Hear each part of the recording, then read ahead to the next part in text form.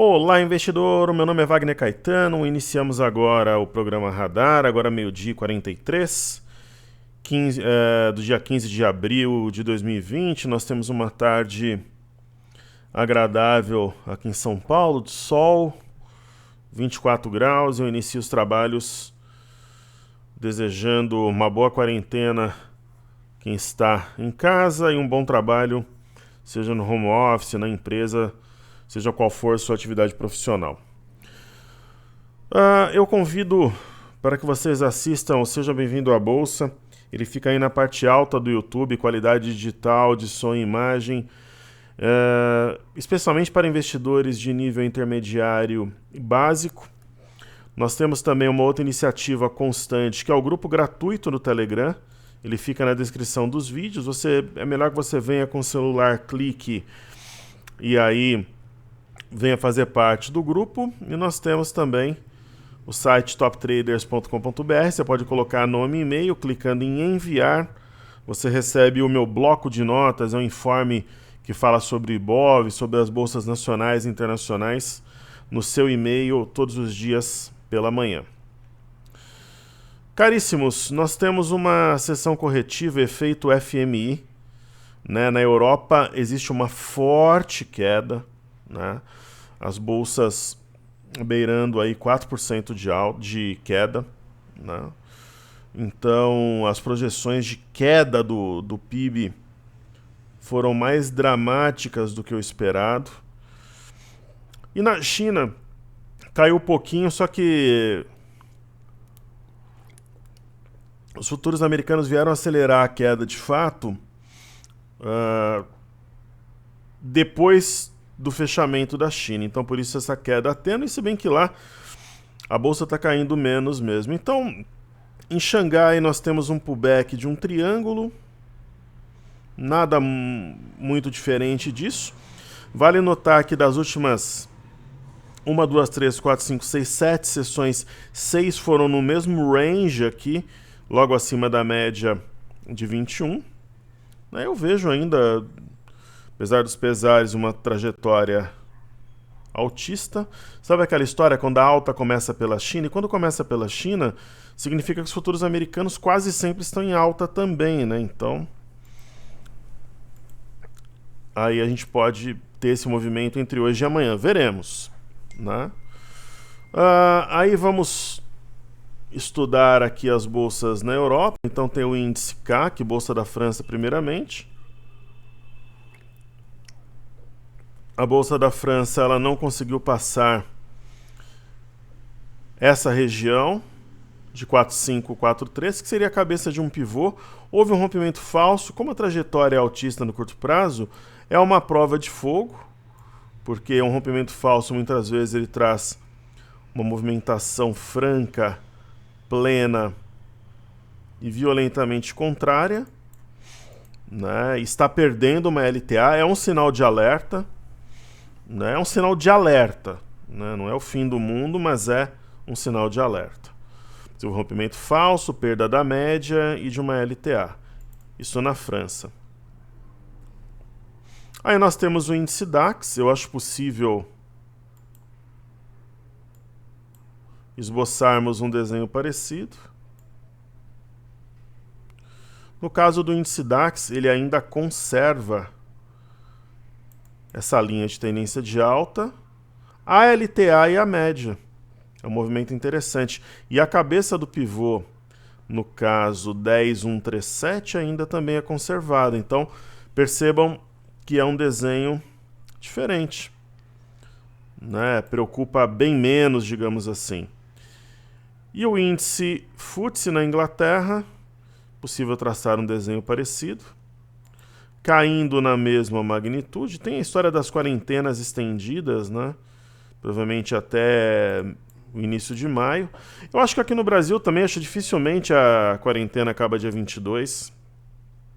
Por exemplo, aqui em São Paulo, as prefeituras estão alinhadas também. Acho que devem estender pelo menos até o final de abril, porque os shoppings ficarão fechados até o dia 30 de abril. Então, por lógica, eu penso isso.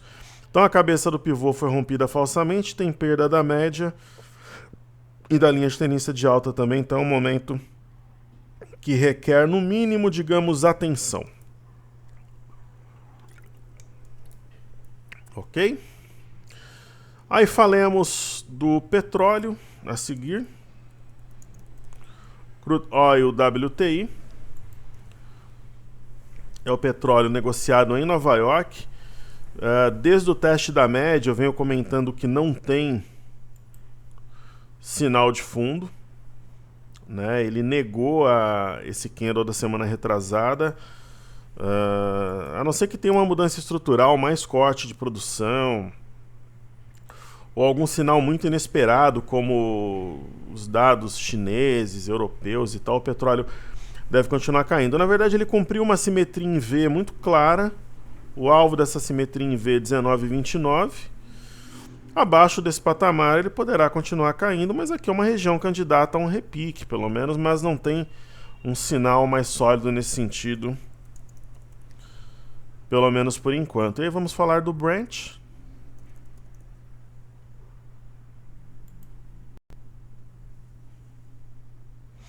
O Brent, ele tinha uma movimentação aqui que não me convencia de um mastro bandeira.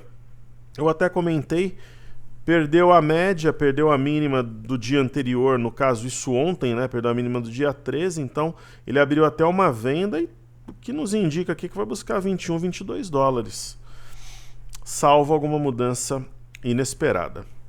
Perfeito? Aí nós temos o EWZ, que é ETF brasileira negociada em Nova York, uma forte. Vamos ver na semana como é que está a performance. Semana passada subiu 17,71, essa semana está caindo 2,65. É um movimento admissível, uma correção do que subiu na semana anterior. Né, existem dois gaps, gap número 1, gap número 2, ainda conservados. Só que assim, é fato que houve um rompimento falso de 26,46. Então precisaria reagir no curto prazo para apagar essa ideia de rompimento falso, que poderia trazer talvez até essa LTA o preço. O que eu acho difícil, mas eu acho que tem que reagir rapidamente. Aí vamos para o S&P.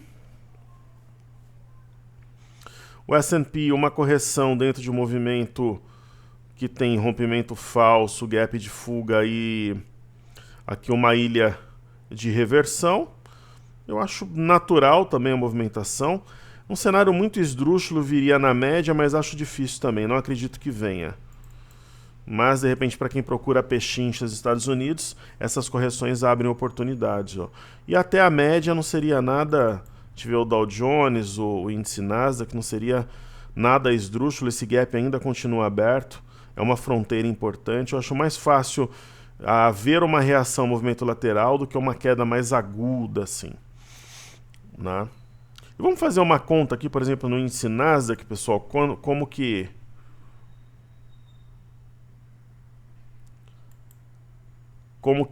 está a performance se a gente pegar. Então a gente está 8,352. A máxima histórica foi aqui, né? 9838.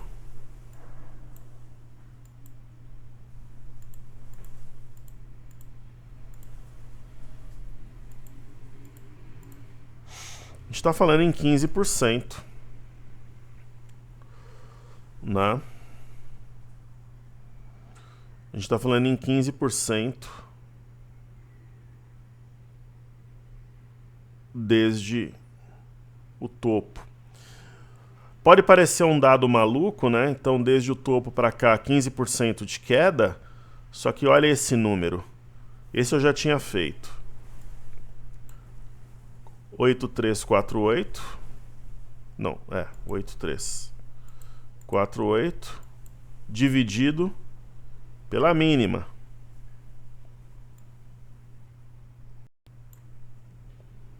Qual é a mínima? Vai aparecer ali. 6631. Marcado aqui no dia 23 de março.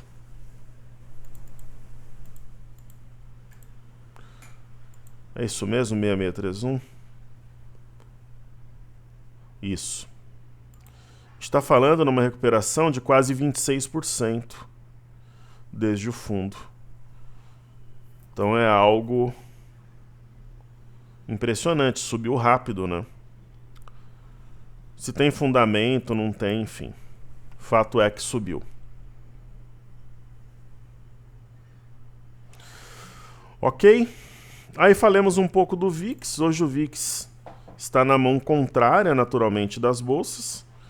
Mas tem uma orientação baixista. Eu acho que esse ponto é importante. 36,24. A perda dele traria o VIX para o abismo aqui. Mas seria admitível até uma volta aos 49. Se não for aos 49, que seria um teste natural da média, mostraria fraqueza. Aí temos o DXY. Movimento muito forte. O dólar mostra força frente a uma cesta de moedas. Acho que é possível nós traçarmos uma linha de tendência aqui também.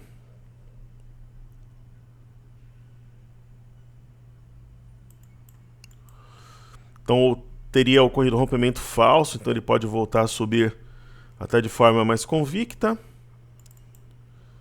Temos o USD-BRL, que é o dólar contra uma cesta de moedas, especialmente iene e euro. Professor, pode formar um ombro, cabeça a ombro? É possível.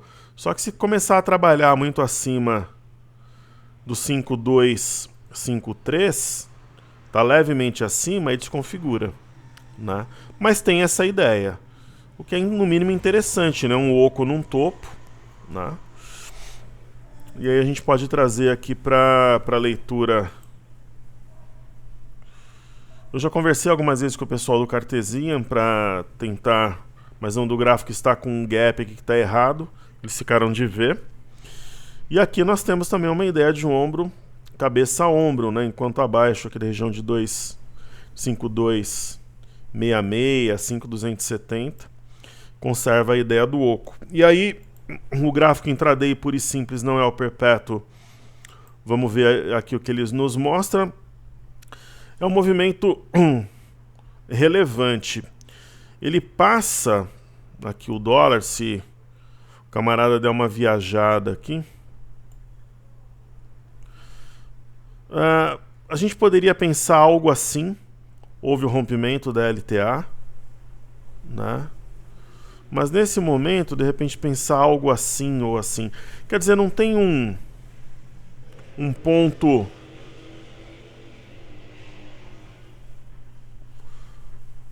né?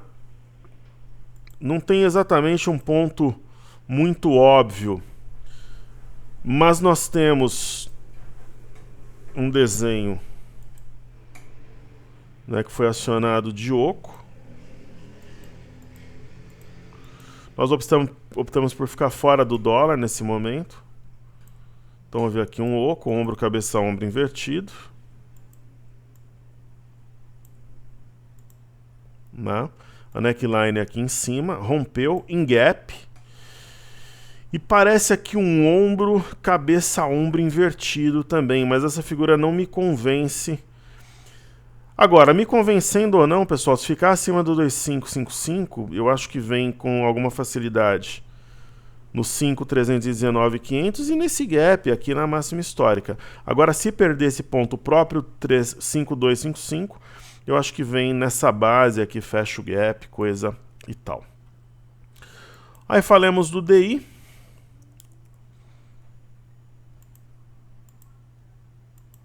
DI1F25.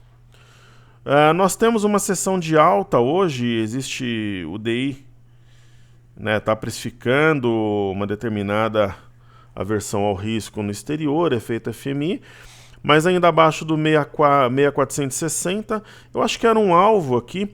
Agora, onde que a gente poderia ter um setup até de compra? Acima de 6.630, porque esse pivô de baixa, que também é o Márcio Bandeira, seria anulado. Enquanto abaixo desse patamar e do próprio 6.460, aí a tendência seria de queda. Fechando assim, teria um sinal chamado ave migratória. Como o bebê e a mãe são da mesma cor, não é o arame. Aí se eu estivesse vendido, eu encerraria a minha posição. Por fim, nós temos o IFNC. que está com desenho alinhado com o Ibov, né? Um marasmo aqui a 6 sessões, contando com a de hoje, em torno do 8825 e das médias. Né? Como o movimento prévio é de alta, eu acho que ele pode prevalecer e perdurar. Aí vamos para os bancos. Temos BBDC4, uma queda importante. Colocando as médias em xeque, se elas forem perdidas, haverá fatalmente um pullback nesse triângulo rompido.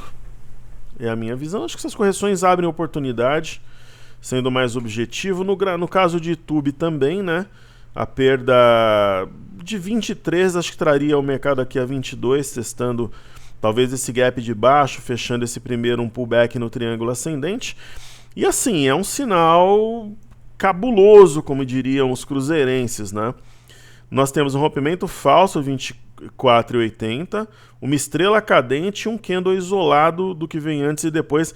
É um bebê abandonado de topo, mas o efeito é mínimo porque ele vem de um movimento curto anteriormente. Mas seria legal que hoje reduzisse essa queda, para não deixar esse fantasminha aqui. Mas é um sinal de alerta. E aí temos BB AS3. Banco do Brasil é o sinal menos preocupante, já fez praticamente o pullback no triângulo maior, está abaixo da média, esse gap seria um alvo natural e até o estresse dessa região de junção das duas linhas, mas eu acho que é o banco que tem uma configuração menos preocupante nesse momento.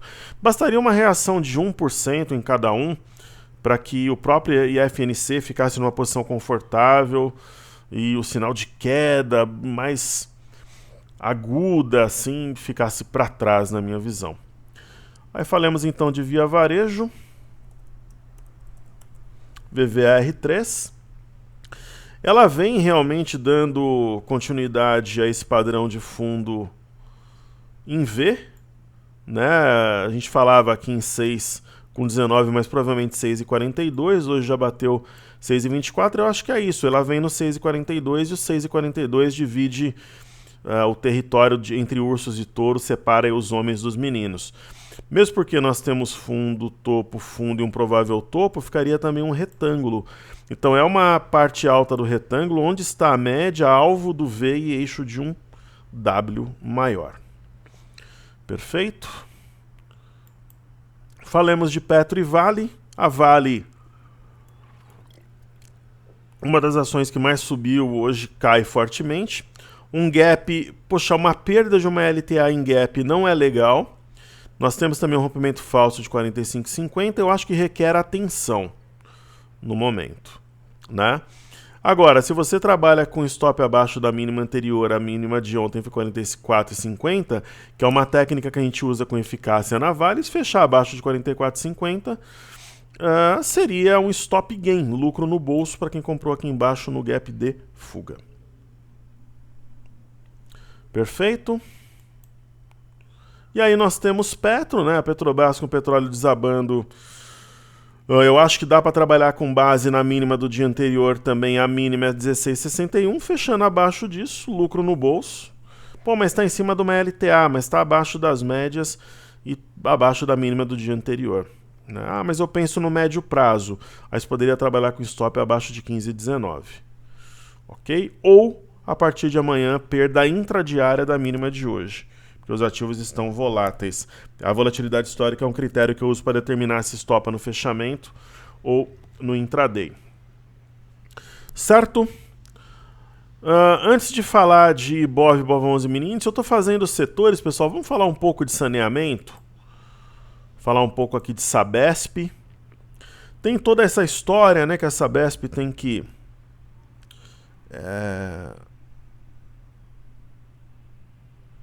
deixar de cobrar a conta durante um tempo e tal.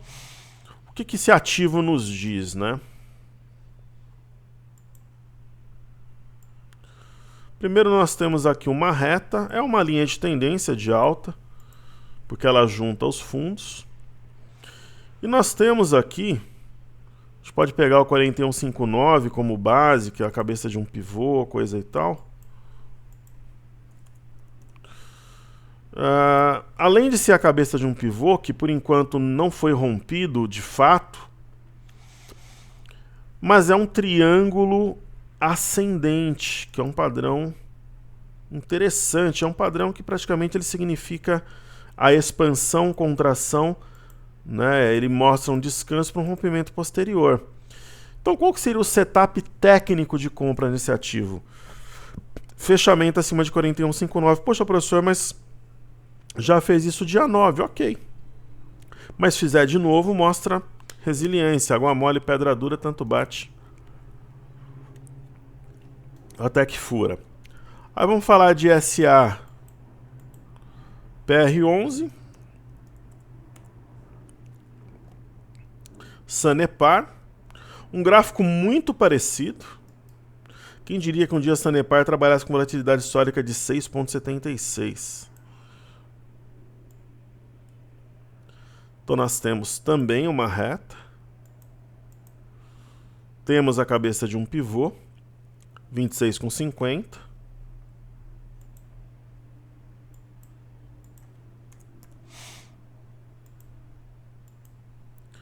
Não chegou a romper, nem no intraday. E está aqui sobre as médias trabalhando para fazê-lo. Também um triângulo ascendente. Eu iria de Sabesp, mas eu não acho que o movimento deva ser muito diferente entre uma e outra. Se eu fosse comprar uma das duas.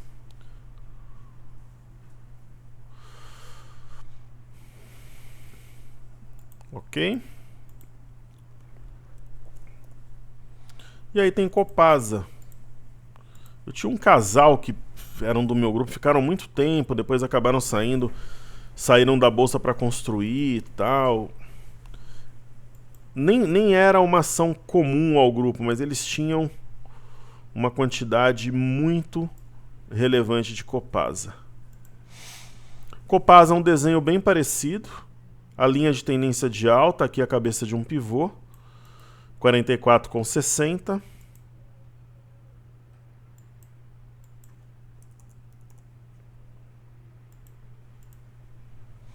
Por que pivô? Porque nós temos um fundo, topo, fundo. Aqui já rompeu o pivô. Tecnicamente é a melhor opção entre as três. Só que, dificilmente as outras vão ficar para trás. Então eu iria ainda em Sabesp. E agora o interessante é que está subindo com redução de volume, né? Só que houve volume quando tivemos o gap aqui de fuga. Então, de todo modo, eu vejo uma situação interessante onde a correção abre oportunidade.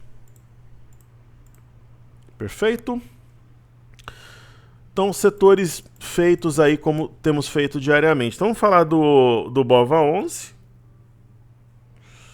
O BOVA11 é algo que chama a atenção da gente aqui, né? As bolsas na Europa, ó, França caindo 3,76, Alemanha 3,90, Reino Unido 3,30. Estados Unidos, ó, índice Nasdaq 1,84, Dow Jones 2,54, S&P 2,64. E aqui no Brasil está caindo 1,35 BOVA11. Quer dizer, é uma queda bem menor que a média. Isso mostra força relativa e mostra resiliência. Se tiver uma leve recuperação lá fora, a gente pode fechar perto do 0 a 0. Na Europa não dá muito tempo, né? Mas nos Estados Unidos talvez. Então esse T-gap aqui a gente apaga, ele não se aplica, né? E volta ao mesmo patamar que estava aqui nos últimos 6 pregões, flat sobre a média, indefinido, mas com essa história de estar mais forte que o exterior. Quer dizer, se o exterior continuar caindo, aqui vai cair também, mas se lá tiver uma recuperação, por exemplo, de metade da queda, aqui fica perto do 0 a 0. Né? Então, assim, trabalhando numa mesma região, em torno de 78, em torno de 150 perto da média, eu acho que é um sinal de força. Então, acho que está mais para subir do que para cair. E aqui nós temos o mini índice, né? Aqui a gente tem o J20, na verdade que venceu, está vencendo hoje. Agora entra o M20. também está flat sobre as médias aqui, e a gente pode abordar o intraday. Eu vou pegar o gráfico puro e simples, porque o cartezinho ele vai virar amanhã os contratos. Ok? Então o que chama atenção aqui? Um possível triângulo. Isso daqui já é o M. Só que por que tem esses espaços aqui? Porque não é o gráfico perpétuo. Tenha uma ideia de uma LTA, uma formação de triângulo. Se romper a média e essa linha superior, acho que pode explodir aqui na compra. No mínimo viria a fechar o gap, a 79.890. E para isso, na minha opinião, bastaria o rompimento dos 79 mil pontos. E está perto. Eu acho que se romper 79, ele busca 80 mil pontos. Talvez não hoje, mas amanhã, se não tiver nada esdrúxulo na abertura. Agora, a grande questão é, se buscar o 79 para fechar esse gap, ele já estaria acima da média de 21 e teria rompido esse triângulo. Algo que eu acho importante, porque senão o pessoal ficaria com uma ideia de ilha de reversão aqui em cima, ó, e a ilha geralmente ela traz, né, por exemplo, a ilha de reversão aqui no topo, ela traria um movimento baixista a seguir.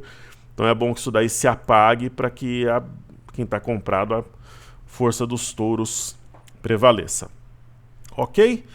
Então é isso, espero que o conteúdo seja útil, muita saúde e paz a todos, bons negócios. Em breve começaremos a divulgação de uma iniciativa gratuita educacional que vai surpreendê-los, eu espero que gostem. Saúde e paz a todos, pessoal, muito sucesso, meu muito obrigado, valeu!